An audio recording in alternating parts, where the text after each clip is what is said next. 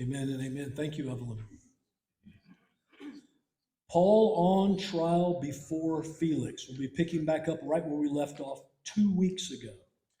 So our last time together, and again, Tim is not here, but special thanks to Tim for covering for me while I was out helping my dad move some things out of his massive barn in preparation to hopefully get them moved to Florida.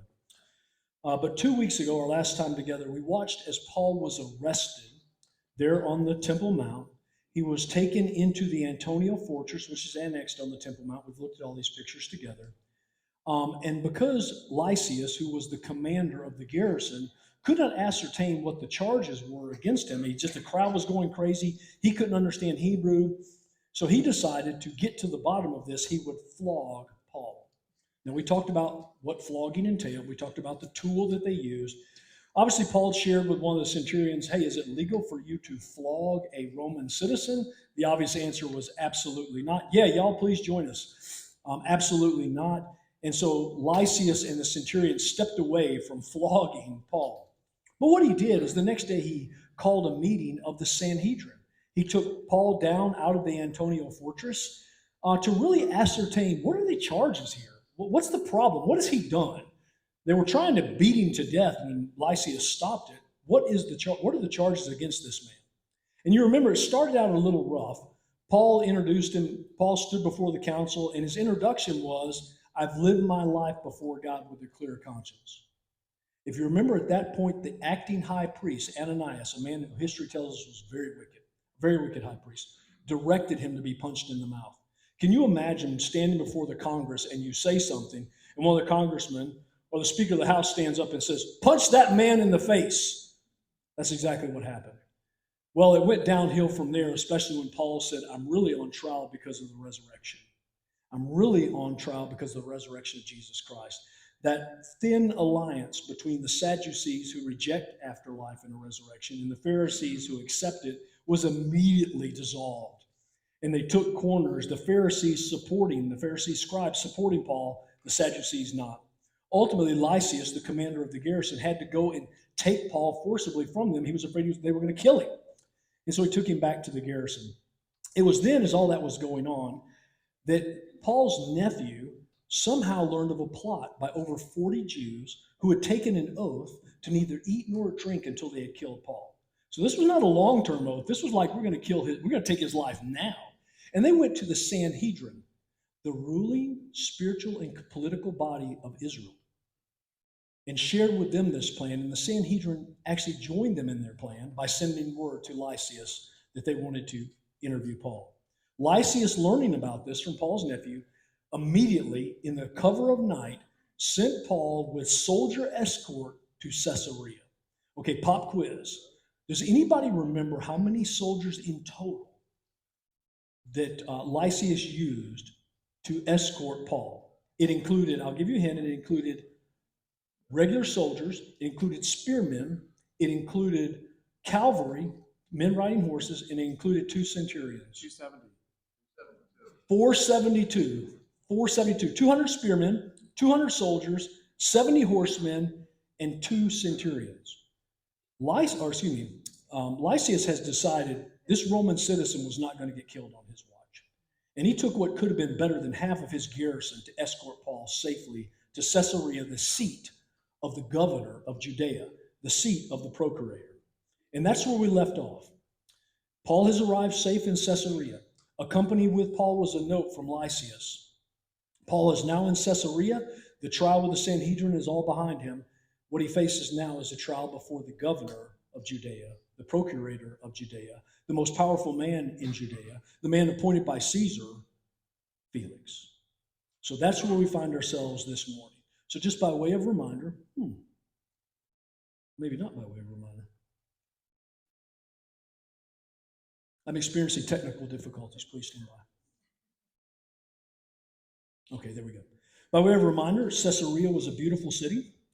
This is the artist's rendition of the city. We said here was Herod's palace overlooking the Mediterranean Sea. In here was a pool. Can you imagine floating around the pool looking out on the Med? Oh, what a rough life. Here we have the Hippodrome. Again, they had chariot races and animal fights in there. I shared with you that many Christians lost their life in the Hippodrome. Here we have the theater there in Caesarea, seated about 4,500 people, a big theater, but nothing like the theater in Ephesus, much smaller than that. This was a beautiful city, the seat of the governor of Judea. That's the port itself right there. Here it is today. You can see the theater still standing. You can see the remains of the Hippodrome here. And then here we have the remains of Herod's palace. There's the remains of the pool. I showed this picture just because Sandy likes this picture so much. We stood there and looked at that mosaic and looked at the remains of the pool and looked out on the Mediterranean. And we thought, wow, this was a rough life. But again, a beautiful city. Paul is under house arrest in Caesarea, waiting for the Jews to come and offer formal charges, if they will, before Felix, the procurator of Judea. In your notes, you do have an 11-point outline of chapter 24. I won't read that to you. If you like those, I have that there for you. And that brings us to our lesson, Paul on trial before Felix. He stood trial before the Sanhedrin. He will now stand another trial before the procurator of Judea. Any questions before we get rolling? Oh, question, Rich. 2 weeks ago, as you were finishing your lesson, I thought of something from my favorite songwriter, Bob Seger, that you were running against the wind. And there was a line from the letter that I thought was really critical. And at verse 29, and I found him to be accused over questions about the law, but under no accusation deserving death or imprisonment. And this in no small way is a legal opinion. It's a legal opinion that not only Paul, but the followers of the way were not guilty of sedition by virtue of what this official had said. And it even goes so far as to say that there's speculation that the Roman officials who were in charge of the trial before Caesar actually read these words and were affected by this legal opinion. There are scholars who believe that this entire book of Acts was written as a defense for Paul before Caesar. You're absolutely right. And I want to touch on something he just said because it's about to come around. I should pay him a little bit for the lead here. That letter that he's referring to, where someone said Paul is not guilty of anything worthy of death or imprisonment, that was written by the commander Lysias of the garrison there in Jerusalem. Keep that in mind. That letter accompanied Paul when Paul arrived. He had Lysias's determination of everything. Lysias said, hey, I've interviewed him. I've checked with the Sanhedrin. There's nothing here. This is a big nothing sandwich. Watch how it plays out today. Thank you for that. That's very good. We're gonna hit that today. Any other questions? Okay, so today I want to do something a little different than I normally do. I normally don't introduce people in advance. I normally just let them come into the text. Today I'd like to introduce the players, the people you're going to run into that you've not yet met in advance. In particular, Felix and Drusilla will also mention Porcius Festus, and we'll see that Ananias, the high priest, is going to arrive as well, but we've talked about him. But let's begin with the man the Bible here names Felix. His name is Marcus Antonius Felix. He reigned, and again, this is a little small. By the way, this document is up on our website, MSA's documents. So Paul was arrested in Jerusalem around 57 AD. Felix reigned as the procurator of Judea, the entire region, from 52 to 60. He will be relieved in about 2 years from now. We will see his relieving in our text today. He'll be replaced by a man who we'll talk about in a moment. Now, if Felix and procurator and governor doesn't strike a bell with you, well, maybe an earlier governor does. His name was Pontius Pilate. This is the same office that Pontius Pilate once held. He is the governor of Judea. He is the most powerful man in all of Judea. He controls all the military forces in Judea, not just the Antonia fortress, not just those troops, all of the troops in Judea. He has the power of life and death over the region that he oversees. This is the most powerful man in this region. That's who Paul is before today. This man named Marcus Antonius Felix. By the way, by all accounts, he was a former slave, and by all accounts, he was a very evil man. His rule was marked with internal feuds, disturbances, increased crime, oppressive rule. History records, whoever you read behind, he was a very wicked ruler. What's interesting, he was once a slave. And after he had gained his freedom, his brother appealed to Claudius Caesar that he make him the governor of Judea. So his brother appealed to Claudius, who was the emperor at the time, and he assigned Marcus Antonio Felix, the one-time slave, as the governor of Judea. It just goes to show, as I told the early class, it's not really what you know sometimes, it is who you know.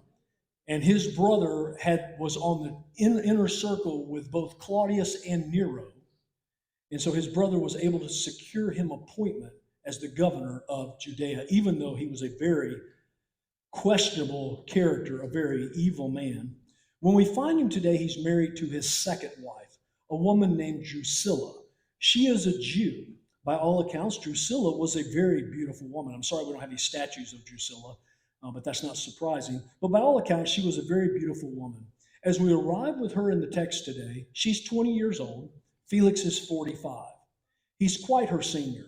Now, what's interesting is Felix met her while she was married to her first husband. He was struck by her beauty, and he began to court this married woman. He began overtures to this married woman. Ultimately, this married woman left her husband to become his second wife. So already you should imagine that her moral character is a little questionable, but again, that's who she is. Now, to tell you a little bit more about her, again, this document's up on our website as well. She is the great-granddaughter of a man you're very familiar with, Herod the Great. You remember Herod the Great. He was the one who ordered the execution of all the babies in Jerusalem. That was Herod the Great. She is the great-granddaughter of Herod the Great. You remember Herod the Great. He was a paranoid, evil ruler who even executed 3 of his own sons, Antipater, Alexander, and Aristobulus. He executed her grandfather. That's the family line. Also in this family line, I won't talk about it today, but you remember Herod Antipas. He's the one who married his brother's wife, Herodias. That's the family line we're talking about. This is the Herods. And by the way, this document's up on the website if you'd like to do more study on the Herods. But when you read Herod in the Bible, you're looking at different people. But at any rate, that's who she is. That's where she descends from. She's the child of Herod Agrippa the First. She's the youngest daughter, in fact. Now, I don't know if you remember Herod Agrippa the First, but we ran into him earlier in the book of Acts. In fact, it was in Acts chapter 12.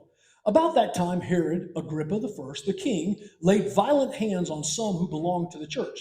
He killed James, the brother of John, with the sword, and when he saw that it pleased the Jews, he proceeded to arrest Peter also.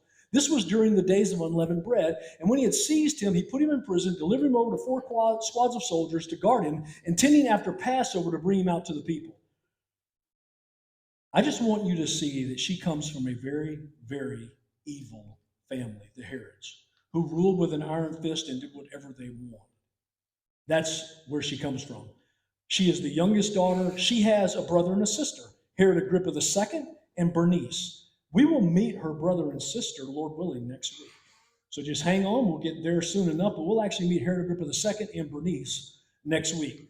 But that's Felix, the same office as Pontius Pilate, and his wife Drusilla, who descends from Herod the Great, the great-granddaughter of Herod the Great. That's the main characters of our time together in the scriptures, obviously along with Paul, and we will see Ananias as well. Let's see, anything else I want to talk about here? One other person we'll run into just briefly, Porcius Festus, at the very end of the lesson. He will be the man who replaces Felix. So again, we're still at the same time. He reigns for 2 years, very quick reign, very short reign. He replaces Felix. Nero will actually send him and demand that Felix come back to Rome.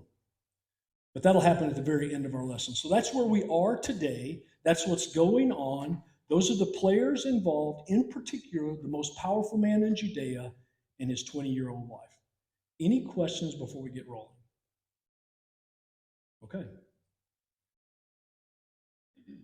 Paul before Felix, verse 1. Let me find my glasses. I have no idea what to do with them. I may need those now. Oh, it's okay. 5 days later, Ananias, so this is 5 days after they've slipped Paul out of Jerusalem. This is 5 days later. Ananias the high priest came down with some elders and a lawyer named Tertullus. These men presented their case against Paul to the governor, who we talked about is Felix. So they wasted no time. Lysias slipped him off by night, but they hate Paul so much. These people, these Jews who've not believed in Jesus, they actually hate him. And so they're willing to make a trip that's roughly 100 miles, 65 miles as a crow flies, to stand before the most powerful man and make accusations against Paul. That's what's going on. But notice who's there. It's not the entire Sanhedrin. It's just Ananias and a few of the Jewish elders. So it's just a small cadre of folks who make this very long trip. Ananias, no doubt representing the Sanhedrin and even the Sadducees, and a few Jewish elders who might be representing the Pharisees, and a lawyer named Tertullus. The Greek word translated lawyer is rhetor. It is a hapax legomenon. That means it's only used once in the entire New Testament. It's the only place this word is used. Here, is there a question? Perfect. It means someone who is a trained speaker, someone who is a public orator, someone who is a legal advocate. Okay, so what the Jews have done is the high priest, along with these Jewish elders, have hired a Gentile Roman orator who will be their mouthpiece. He will speak for them. He is trained in this environment. So we're going before the Supreme Court. We want a good lawyer with us. So they hire the perfect representative who will speak on their behalf, and his name is Tertullus. He's a Roman. Notice, though, Luke describes it as these men presented their case before the governor. As you will see, Tertullus does most of the talking, and what happens is the high priest and those other Jewish elders just sort of parrot what he says. Yeah, what he said. But again, they're involved in bringing the charges. What's interesting, they bring no eyewitnesses to any crime. One would think that they would have went, I'm losing my mind up here, y'all. One would think that they would have went and grabbed the supposed witnesses that started all this. We read about it in Acts 21. When 7 days were almost completed, the Jews from Asia, seeing Paul in the temple, stirred up the whole crowd and laid hands on him, crying out, "Men of Israel, help! This is the man who's teaching everyone everywhere against the people and the law of this place. Moreover, he even brought Greeks into the temple," there's the charge, "and he defiled this holy place. For they had previously seen Trophimus, the Ephesian, with him in the city, and they supposed that Paul had brought him into the temple." You see, Paul had not brought Trophimus in the temple. These were not real charges. And I can imagine the reason none of these Jews from Asia wanted to make the trip to Caesarea and stand before the most powerful man in that area and start lying is because the death penalty was on the other side of that lie. And so they said, listen, you go ahead, we're not going to do it. And then the Jews, to protect themselves and insulate themselves a little bit, hired Tertullus to be their mouthpiece. And so that's what's going on. Equally, we do wonder whatever happened to the 40 who took an oath that they would never eat or drink until Paul was a dead man. It's been 5 days now, probably getting a little thirsty. Keep in mind, they would have went back to the Sanhedrin and asked that their oath, they be released from this oath because of circumstances and situations that made it impossible to keep the oath. So they were not there either for obvious reasons. But again, this small covey, the small cadre of folks makes the trip from Jerusalem to Caesarea to bring a legal indictment against Paul as presented by this Roman orator. And that brings us to verse 2. When Paul was called in, Tertullus began to accuse him and said, quote, "We enjoy great peace because of you, Felix, and reforms are taking place for the benefit of this nation because of your foresight, Felix. We acknowledge this in every way, and in everywhere we go, most excellent Felix, with utmost gratitude." That's how they started the charges. Now, I realize you're standing before the most powerful man, so you want to acknowledge that he is the ruler, that he is the elder, but this is much more than that. This is flattery. This is pumping up his pride. This is blowing up his ego. You can see what Tertullus is doing. He's well trained. He's greasing the skids, hoping that he can get the judge on his side in advance. So he's calling him great. Look at what he says. that's the Jews, the nation of Israel, enjoy great peace because of you. Well, that's benign enough, right? A ruler, that's their job, is to provide a peaceful setting for people and businesses to flourish. The problem is it's not true of Felix. It's nothing more than flattery. In fact, John Stott in his commentary says this: in reality, he, Felix, had put down several insurrections with such barbarous brutality that he earned for himself the horror, not the thanks, of the Jewish population. He would be recalled back to Rome in part because of the rise of Sicarii in Jerusalem because of his loose reign. To say that the nation of Israel enjoys great peace because of him is a lie. It is indeed flattering. It's not even close to the truth. Notice, secondly, what he said: reforms, there in verse 2, reforms are taking place for the benefit of this nation because of your great foresight. Whoa. Flattery, untrue. Tacitus, the Roman historian, said this about Felix: Felix was guilty of encouraging bands of thieves who would share what they stole with him. This is the ruler of Judea, a very wicked man. What Tertullus is saying is not true. The Bible Knowledge Commentary says this: Felix was known for his violent use of repressive force and corrupt self-aggrandizement. This was flattery, meant to pump up his ego. That's one of the reasons I assume they hired Tertullus, but you can see what he's doing. He's just playing to the judge. Verse 4. But so that I will not burden you any further, I request that you would be kind enough to give us a brief hearing. You can picture this lawyer speaking. You can picture this public orator speaking. Now listen, we know you're a busy guy. We know you got a lot on your plate. I don't want to take a lot of time here. This guy's very guilty. So I'm just going to give a brief summation, just the highlights of what this notorious criminal has done. That's what he's saying.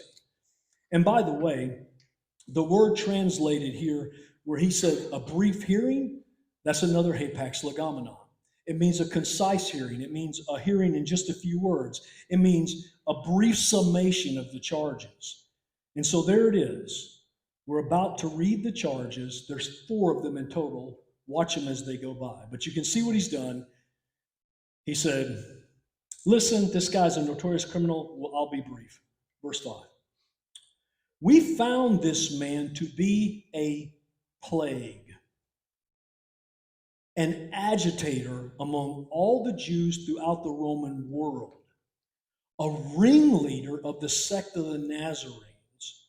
He even tried to desecrate the temple, so we apprehended him. There are the 4 charges. That's the 4 of them. We'll talk about them in a second. Let me read verse 8. By examining him yourself, you will be able to discern the truth about these charges we are bringing against him. There's the summation. My first thought when I read something like this is, wow, that indeed is brief. That was super fast. I was expecting something much bigger, even under the heading of brief. But it's more than just brief. It's vague. It's more than just vague. It's generalities. It's grand statements. It's showboating. It's grandstanding. There's nothing specific, or very little specific. I guess you could say desecrating the temple was at least specific. And notice also there's no eyewitness testimony. There's just Tertullus saying he did all of this, but no eyewitnesses and no specifics. In fact, in the ESV English, his charges are 36 words in total. That was indeed brief. Let's walk through them. Verse 5, the first charge. We have found this man to be a plague. We have found this man to be a public menace. We have found this man to be a political threat. We have found this man to be a troublemaker. Well, that sounds serious, but in what way is he a plague? What has he done that makes him a plague? I guess being a plague is serious. What has he done that makes him a plague? Tertullus doesn't say, nor does he provide any eyewitness of the plague that Paul is.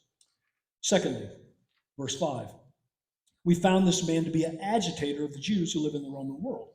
Now, this is a serious charge. This is saying that Paul is like this mover of insurrection.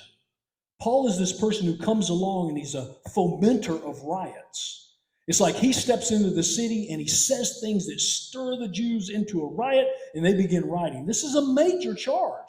This is grandstanding. This is showboating, because what is the charge? That's just a vague, he's an agitator. Okay, what did he do? When did he agitate? Where are the eyewitnesses? Tertullus doesn't tell us. Now, we acknowledge, and I mean, let's be honest, it is true as Paul preached the gospel. Those Jews who rejected it, they got highly agitated.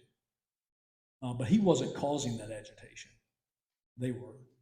The third charge, he's a ringleader, ooh, that's a big one, of the sect of the Nazarenes. Okay, so let's slow down for just a second. This is very interesting for a few different reasons. Number one, the word translated ringleader is another hapax legomenon. It's only used here. It means one who stands in the front. It means the champion. It means the leader. John MacArthur in his commentary said it's a military title. He's the ringleader, there's the first thing, of the sect. Now, the Greek word sect here is where we get the English word heresy. But keep in mind, they didn't use it exactly like that. The Sadducees were called a sect in Acts 5. The Pharisees were called a sect in Acts 15. What Tertullus is saying is that he's the champion, he's the ringleader of this sect, again derogatory, but not extremely derogatory, this sect of Jews that he calls the Nazarenes. He's the ringleader of the sect of the Nazarenes. Now, in the book of Acts, we have saw Christians, followers of Jesus, called a number of different things. Disciples in Acts 1, believers in Acts 5, witnesses in Acts 5, brothers in Acts 6, followers of the way in Acts 9, saints in Acts 9, Christians in Acts 11, and here in Acts 24, they're also called Nazarenes. Now, Fruchtenbaum says in his commentary that this title was only applied to Jewish Christians. I don't know anyone else who says that. I don't know if that's true or not, but at least some Christians were called Nazarenes. But I would remind us it was Jesus who was first called Nazarene. Again, by calling them Nazarenes, they were saying they're little Jesuses, they're little followers of Jesus. Again, Jesus and his connection with Nazareth is everywhere. Pilate hung it above his head on the cross. Peter mentioned it in the first sermon. Indeed, Jesus was from Nazareth. Indeed, he was a Nazarene, and it appears as a derogatory statement. At least his followers in Judaism begin to be called Nazarenes, if not others. And that's one of the many titles we see of Christians here in the book of Acts. That's the third charge. And then fourthly, verse 6, this man even tried to desecrate the temple. Now, this is the first hint of any specificity, but it's still vague. What did he do to desecrate the temple? Who was involved? Where are the eyewitnesses? None of that's presented, just that he tried to desecrate the temple. The Greek word means to profane. It means to take something holy and soil it. He tried to soil this holy temple. Now, we've talked about this, but this is worthy of repeating. The Sanhedrin had the authority, if a Gentile went beyond the court of Gentiles, to execute them, to execute the death penalty on them. We've talked about that. I read you the sign that was around the court of the Gentiles that said if they proceeded into the court of women or beyond, they did so at the potential loss of their own life.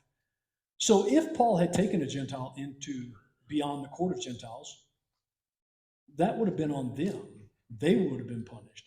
And equally, this law would have been enforced by the Sanhedrin. This was not really a Roman matter. But this is the only one that it has any specificity. But let's be honest, we already read, it's not based on facts, it's based on what the Jews from Asia supposed happened, and not even what happened. None of this is based on facts, actually.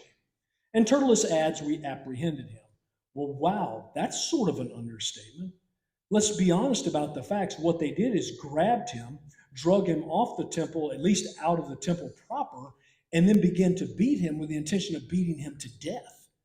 It was only when the word got back to the commander of the garrison, Lysis, he ran down there and they saved Paul, or he would have been beat to death on the Temple Mount. Yeah, they apprehended him as an understatement, but there it is. It is indeed brief. Those are the four charges. Verse 8, by examining him yourself, O Felix, you will be able to discern the truth about these charges we are bringing against him. No, wait a minute. We brought no specific facts. We brought no eyewitnesses. What we are expecting is for you to interview him and for him to interrogate himself on these major crimes that he's committed. That's what this Roman orator has presented to Felix. You can imagine, for the lawyers in the room, you can imagine that Felix is getting ready to throw this thing out of court. There's no eyewitnesses, and I'm going to find him guilty by interrogating him in self-incrimination because you can't even explain a crime he's done or bring forth an eyewitness. This is like a kangaroo court in a joke. We would expect at this point for the gavel to fall and Felix to say, all of you out of here. I'm done with this. Have a nice day. Carry on. That's not what happens, by the way. Verse 9. The Jews also joined in the attack. Here they are. This is the high priest and the leading elders alleging that these things were true. I picture them like little parrots in the back. Yeah. That's true. What he said, what Turles said is true. He's bad guy. That's what's going on. It's almost a joke. They've traveled 100 miles to level these vague charges against the Apostle Paul. Any questions before we advance the story some more? Okay, picking up in verse 10. Looking at the first half of the verse, when the governor motioned for him to speak, Paul replied. Now in the Greek, it really doesn't say motion. Here's what happened. When the governor nodded. The governor looked at Paul and did this, and Paul began to present himself. Verse 10b, quote, Paul now replies, because I know you've been a judge of this nation for many years, I am glad to offer my defense in what concerns me. Now there's his opening comment. We saw Tertullus' opening comment. Here's Paul's opening comment. Now notice, he acknowledges that Felix is the guy in charge. He acknowledges that he's been the guy in charge many times. And he says, I'm happy to give a defense of what concerns me. Notice what he doesn't do. He doesn't say, oh, Felix, you're the best thing since sliced bread. We're so happy that you're our leader. You are so benevolent and kind. He doesn't do any of that. He doesn't attempt to stroke his ego. He doesn't flatter him. He says, listen, I recognize that you've been the ruler of Judea for about 5 to 6 years at this point, right? I realize that you've been the leader of Judea, and I'm thankful to give an opportunity to defend myself before someone who has a sense of what's going on around here. That's what he says. But in no way does he flatter Felix. He doesn't try to win him over by inflating his ego. Rather, he says, I'm happy to give an account. Now, what's interesting, his actual defense breaks into 11 responses. 11 things, 11 points that he makes. What is interesting is in total in the ESV, 231 English words. So pretty concise, pretty pithy, 6.5 times longer than the charges. 6.5 times longer. The charges were nearly nothing. He provides a small defense, but it's a whole lot longer than the accusations. But beginning in verse 11, we see his first response. You can verify yourself if you had witnesses. You see immediately he's doing the jab. You don't even have witnesses, Felix. There's no witness to a crime here. I'm standing before you with my life hanging in the balance. You could verify if you had witnesses. You yourself that there's no more than 12 days since I went up to worship in Jerusalem. He's like, this had recently happened. It was just 12 days ago. He was in the temple 7 days. 5 days ago, he was shuffled off to Caesarea. It's been less than 2 weeks. If there were witnesses, they would be here. We didn't lose track. They couldn't have lost track of them. This event just happened. And to be honest, it came to a head just 5 days ago. If there were witnesses, they would be here. That's his first point. Verse 12. They didn't find me arguing with anyone or causing a disturbance among the crowd, either in the temple or in the synagogue or anywhere in the city. You see what he says? He says, listen, me being a fomenter of riots, me stirring, that's not what they found me doing. I wasn't arguing with anyone. I wasn't causing a disturbance anywhere. Not in the temple, not in a synagogue, and not in the city. None of that is true. That's the second point. Third point in verse 13. Neither can they prove the charges they are now making against me. Bang. They've leveled all these vague, big, grandstanding charges. They cannot prove a one of them. They are baseless. They're not based on fact. They cannot be proven. They are lies. That's Paul's third point. Number 4 in verse 14. But I admit this to you. I worship the God of my ancestors according to the way. You see, Paul refers to Christianity again as followers of the way. Likely referring to John 14:6, that Jesus is the way, the truth, and the life. We are followers of the way, Paul would say. Which they call a sect, believing everything that is in accordance with the law written in the prophets. You notice what he says next. He said, listen, I admit to you that I'm what they call a Nazarene. I'm a follower of the way, but let me tell you the truth. I believe everything written in the Old Testament. I hold to the law and the prophets. I hold to it in its entirety. Now, this would have obviously gotten under the skin of the high priest because he was a Sadducee. They rejected all of the Testament except the first 5 books of Moses. The rest of the canon they rejected. And here Paul is saying, listen, I hold to all the law and prophets. That's his 4th point. Number 5 in verse 15, I have hope in God, which these men themselves also accept, that there will be a resurrection both of the righteous and the unrighteous. Now, this is really interesting. This is what got the thing blown up at the last meeting, but now the high priest can't blow it up in front of the most powerful man in Judea. Equally, although Paul says, I have hope, and he's referring to the hope of the future resurrection, of which, notice how he describes it, these men themselves also accept. That's not true of the high priest. He did not accept the resurrection. He did not believe in the resurrection of the just or the unjust. He rejected both of those points. But he remains silent while Paul is saying this. But I do want to make a point. I made it before, but it's worth repeating. Paul's belief in the resurrection was not religious theory. He didn't come to that position because he read a couple of verses and decided that made the most sense. Paul had met Jesus Christ, the one who was crucified, dead, buried, and 3 days rose from the grave. He had met him alive. And Paul's belief in a future resurrection was connected directly with the reality that Jesus rose from the grave. They were inseparably linked. Paul believed in a future resurrection because Jesus rose from the grave. You say, well, Rich, where did you get that idea? Well, it's all over the place. I'll give you just one. This is 1 Corinthians 15. This would have been written on the 3rd missionary journey, so this is recently written to the church in Corinth by Paul. And he says this, now if Christ is proclaimed as raised from the dead, how can some of you say there is no resurrection of the dead? Okay, you see his question. Let it sink. If Christ is being declared as raised from the dead, which he is, how is it possible that anyone could say there's no future resurrection? You see what he just did? He linked a future resurrection of believers and even unbelievers to the resurrection of Christ. Let's keep reading. But if there is no resurrection of the dead, then not even Christ has been raised. You see what he said? If there's no future resurrection, then Jesus didn't rise from the grave. Verse 14. And if Christ has not been risen, our preaching is in vain and your faith is in vain. We are even found to be misrepresenting God because we testified about God that he raised Christ, whom he did not raise, if it's true that the dead are not raised. And if Christ has not been raised, your faith is futile, you're still in your sins, then those who've fallen asleep in Christ are perished. If in Christ we have hope in this life only, we are of all people most to be pitied. But in fact,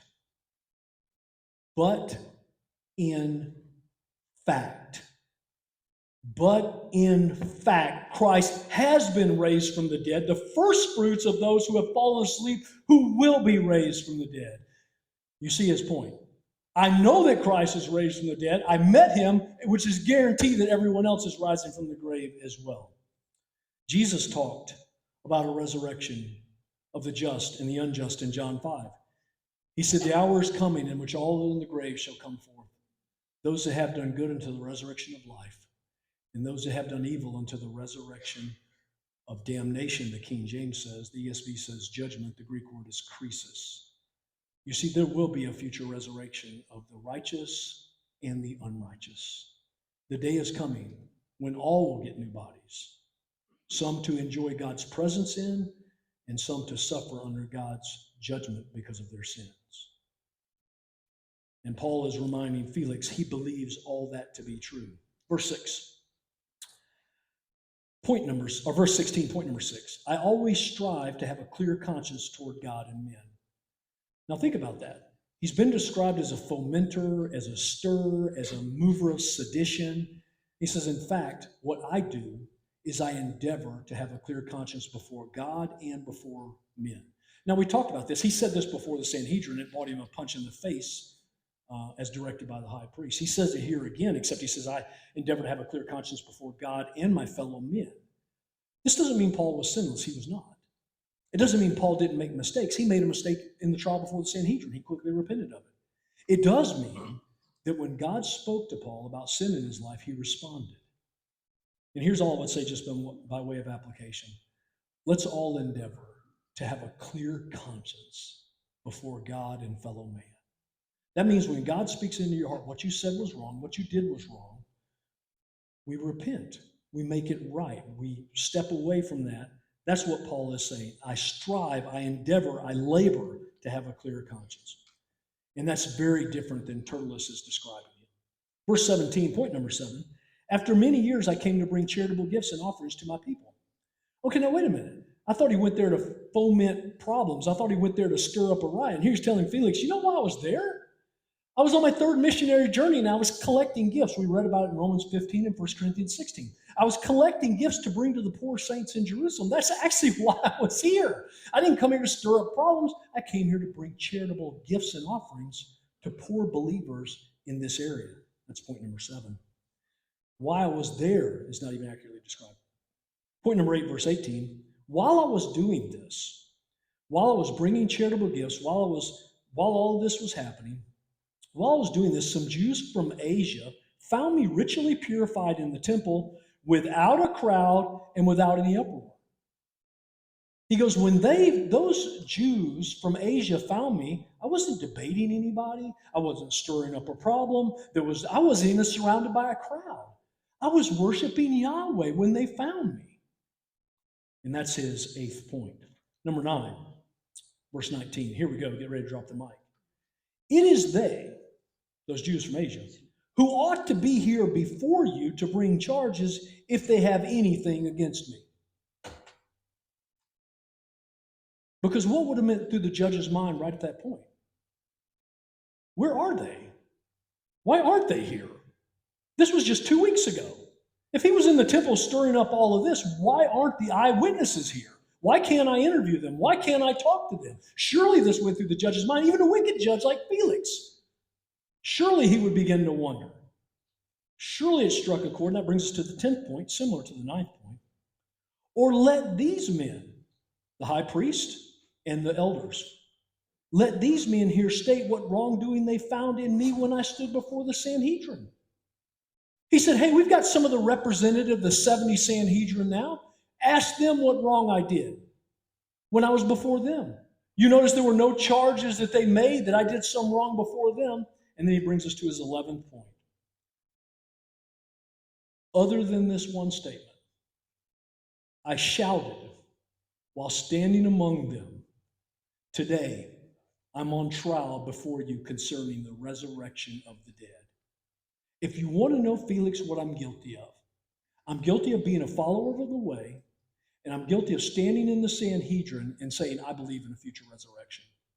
And that's why I'm here. That's it. All this other stuff is baseless. I'm here because I'm a follower of Jesus Christ and because I believe in a future resurrection. That's why I stand before you today. And a Roman procurator, word about Roman law, should be inches away from throwing these guys out of the courtroom, maybe even punishing them for even bringing such a silly case. One wonders what Felix is thinking. And so, Grace, I thought of you when I typed these words. Like Lysias, Felix probably thought these Jews must be crazy. I mean, they traveled 100 miles to do this? No eyewitnesses, baseless claims. This is it? This is what they've got? And they traveled all the way here to stand before me with this? But what I find extremely compelling is look how calm, how gathered, how respectful, and how all of his responses were based on absolute truth that Paul is responding to these charges. Though the false charges are flying, he's respectful, he's calm, and he's sticking to the truth. Let that be a lesson for all of us. When we find ourselves being accused falsely, be calm, be truthful, be respectful. That's what Paul did as he stood before the most powerful man.